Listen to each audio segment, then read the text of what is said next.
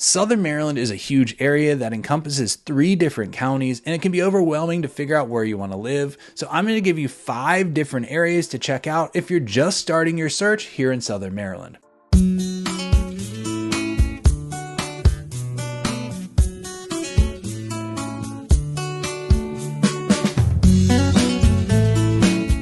What's up, everybody? My name is Rob Schou. I'm a realtor down here in Southern Maryland, and the whole goal of this channel is to make your move to Southern Maryland so much easier. So if that's something you're gonna be doing, use the contact information below, call me, text me, and I'll be happy to help any way that I possibly can. You can also use the quick quiz I have linked down in the description, and based off the information you give, I'll be able to give you some areas that are really gonna fit your lifestyle. All right, so let's go ahead and jump into it. Number 1, the first place you should check out if you're looking to move to Southern Maryland is Leonardtown. Leonardtown is in St. Mary's County, and it's especially popular for people that are looking to move to Southern Maryland to work on Pax River or the Patuxent River Naval Air Station.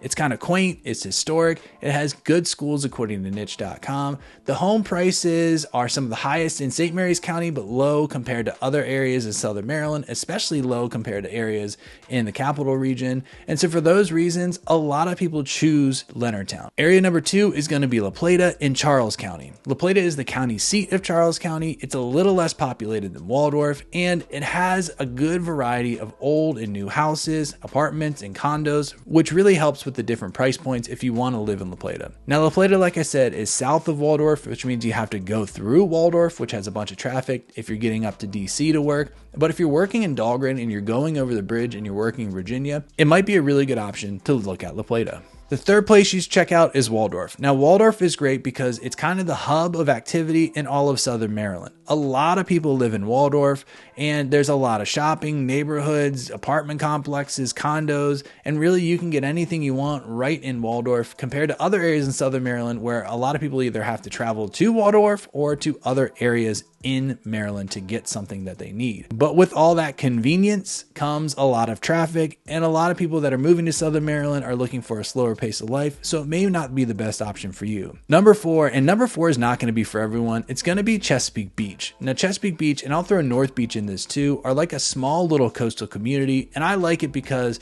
while they are smaller lots, they do have great school systems there, and it's a slower pace of life than places like La Plata and Waldorf.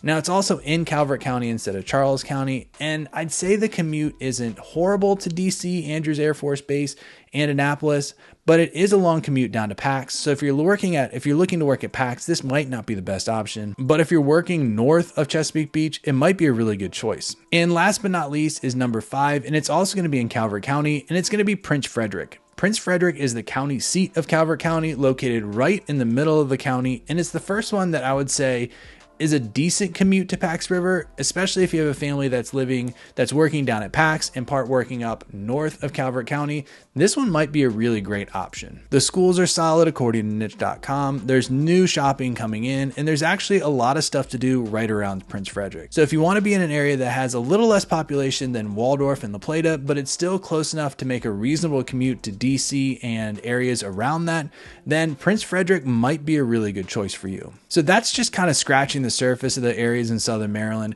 And if you want to know more, use the contact information below. Call me, text me, and I'll be happy to help any way that I possibly can. I really appreciate you watching this video, and hopefully I'll see you on the next one.